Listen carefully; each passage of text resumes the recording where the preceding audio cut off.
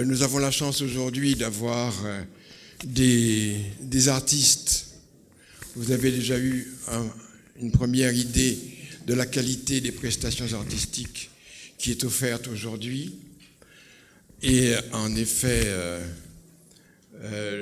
toute la journée se déroulera à ce niveau de qualité exceptionnel. Je pense qu'il faut vraiment que les Martiniquais se rendent compte qu'ils ont la chance d'avoir des artistes de très grande qualité qui sont reconnus par les académies étrangères, par les musées internationaux. Et il faut qu'on se rende compte que ce qui est là, ici, exposé, est une opportunité à saisir. Gavez-vous, regardez pleinement. Et vous avez, bien entendu, derrière vous, devant vous, à côté de vous, des pièces exceptionnelles. Vous pouvez en parler avec les artistes, que je remercie chaleureusement. Il y a aussi, comme vous l'avez vu, des danses, il y a de la musique, et donc nous aurons cet après-midi encore des prestations exceptionnelles. L'exposé que je dois vous faire maintenant s'intitule « Contre la victimisation, la connaissance et la culture ». Mais, bien entendu, il y a 2 points contre la victimisation, la connaissance et la culture. Ces 2 points-là sont très importants, bien entendu. Si on les oublie parfois, comme dans mon texte là, apparemment, j'ai oublié de mettre les deux points. Donc, on n'est pas du tout contre la connaissance et la culture, bien sûr. Mais nous parlons de victimisation. Qu'est-ce que nous entendons par victimisation ? Donc, je vais vous dire précisément que dans mon esprit, la victimisation est une configuration psychique particulière, une posture psychologique qui fonctionne sur un axe.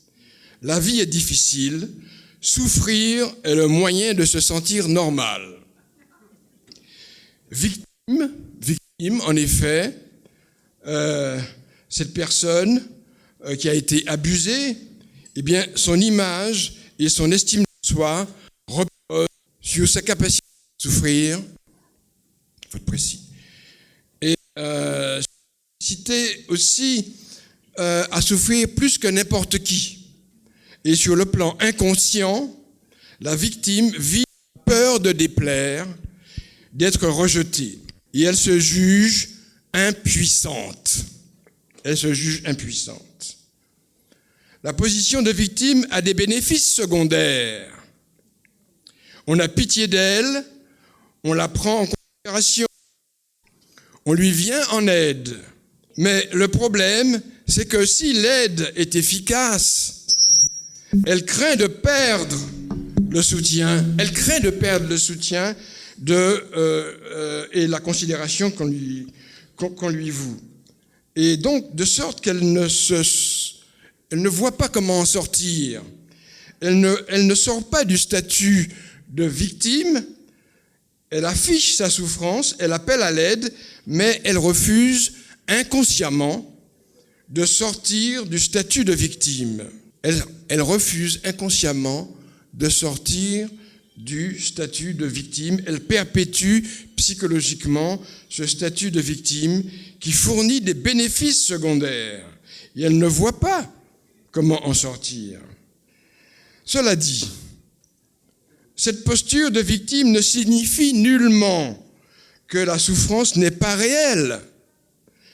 Les injustices dont elle dit avoir été victime, les abus, les atrocités, peuvent avoir en effet altéré son fonctionnement psychique et l'avoir obligé à se reconstituer, à se reconstruire sur un modèle victimaire.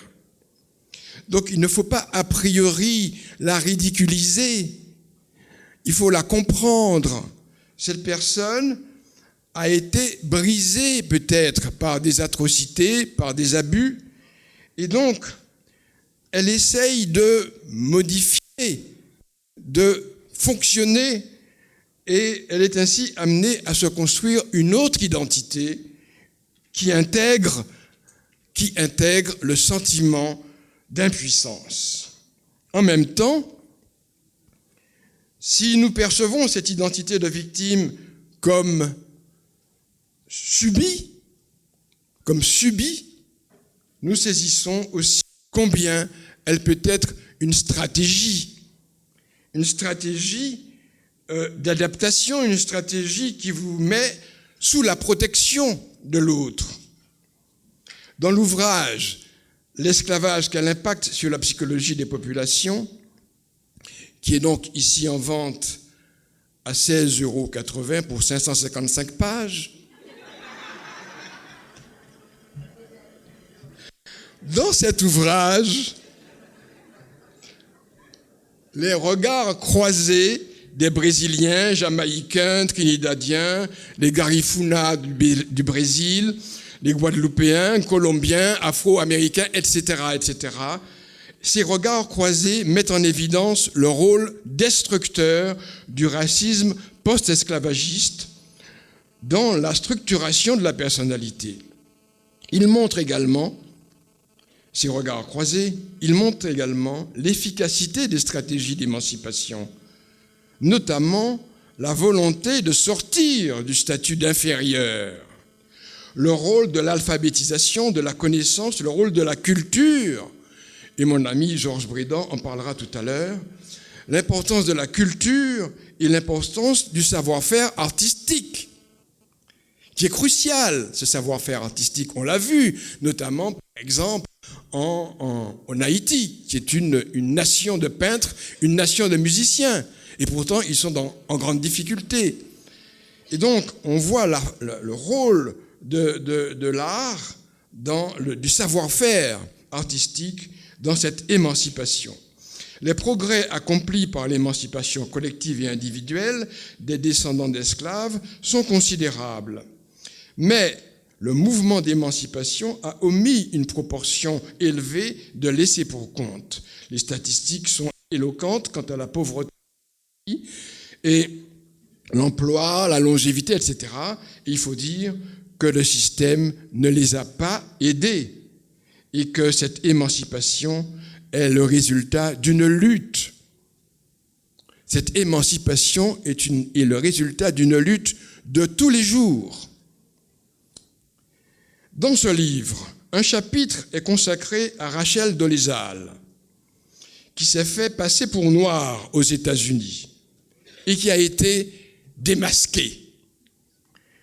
On pense à peau noire et masque blanc. Rachel Dolezal, dans la posture exactement inverse de celle que ridiculisait Frantz Fanon, du noir qui veut être blanc, eh bien, Rachel Dolezal a subi beaucoup de persécutions. On a été très dur avec elle aux États-Unis, où on ne rigole pas avec la race. Les Blancs l'ont fustigé d'avoir préféré le statut de noir, et les Noirs lui ont vivement reproché de leur avoir volé leur statut de victime. Nous parlons de victimisation. En se revendiquant noir, Rachel s'approprie une mémoire et des souffrances qui lui sont inconnues. Ses ancêtres n'étaient pas esclaves et n'ont pas été victimes de ségrégation raciale. Même quand la vérité a éclaté,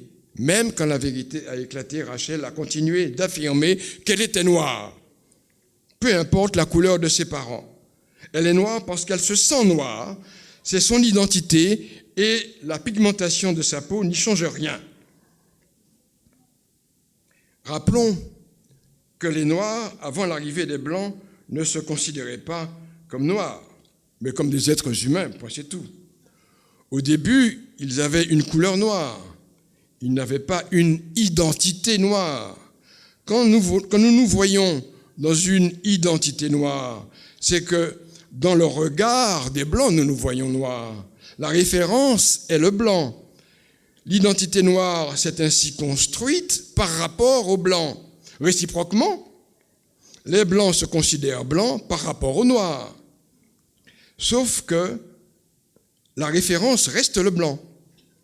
Dans l'état actuel des sociétés, des populations dans le monde entier, du fait qu'on ne s'est pas contenté au fil des siècles de construire des identités, on les a essentialisées. surtout à partir de l'esclavage, et on les a hiérarchisés. Ainsi, la couleur noire est ainsi devenue une identité assignée et inférieure. Lorsqu'Aimé Césaire dit « Nègre je suis, nègre je resterai », il proclame une fierté. Il proclame un refus catégorique de la hiérarchisation, un refus de l'infériorisation. On comprend que pour être reconnu par l'intelligentsia occidentale, Aimé Césaire ait voulu rappeler « Nègre je suis, nègre je resterai ». Bien qu'elle soit assignée, il assume cette identité. Il prend acte de l'essentialisation, il fait avec. Mais il ne la fait pas sienne, cette essentialisation. Il fait avec l'identité assignée. Il la revendique parce que les représentations associées à cette couleur sont négatives. Donc il revendique l'identité nègre en quelque sorte par solidarité, même s'il n'y croit pas. Il veut clamer sa solidarité et il reste ainsi un rebelle. L'affaire Rachel Dolezal survient. Rachel Dolezal, elle existe, elle a 42 ans. Je veux dire, ce n'est pas une histoire ancienne. Elle est en train d'ailleurs de publier un nouvel ouvrage. Elle a déjà publié un ouvrage, elle publie un deuxième ouvrage là actuellement. Nous sommes en contact avec elle. L'affaire Rachel Dolezal survient dans un contexte d'aujourd'hui où l'idéologie victimaire a envahi les sociétés occidentales. Jacques Arène, dans la revue Études, écrit « La position de victime... » Ah, c'est parce que je n'ai pas de lunettes. Prenez pas, je suis victime de mes lunettes. Bon. Alors, la position de victime est aujourd'hui, c'est ce qu'écrit Jacques Arène, la position de victime est aujourd'hui envahissante, tant au niveau des traumatismes collectifs que dans le champ du quotidien. L'acteur afro-américain Jussie Smollett a récemment déclaré avoir été victime d'une agression raciste et homophobe. Il avait en réalité payé 2 personnes pour organiser l'agression. Nous avons organisé il y a 3 semaines à Paris une réunion de la Société médico-psychologique au cours de laquelle une juge, je cherche son nom, Sabine Foulon, présidente honoraire de la cour d'assises, a souligné que, dit-elle, l'évolution du droit, après avoir concentré son attention sur l'auteur d'une infraction et ses mobiles, s'intéresse aujourd'hui aux conséquences de l'acte criminel sur la victime et à la réparation qui doit lui être apportée. Et cette juge ajoute, en effet, la victime, longtemps négligée par les tribunaux, apparaît désormais, à juste titre, dit-elle, au centre du procès.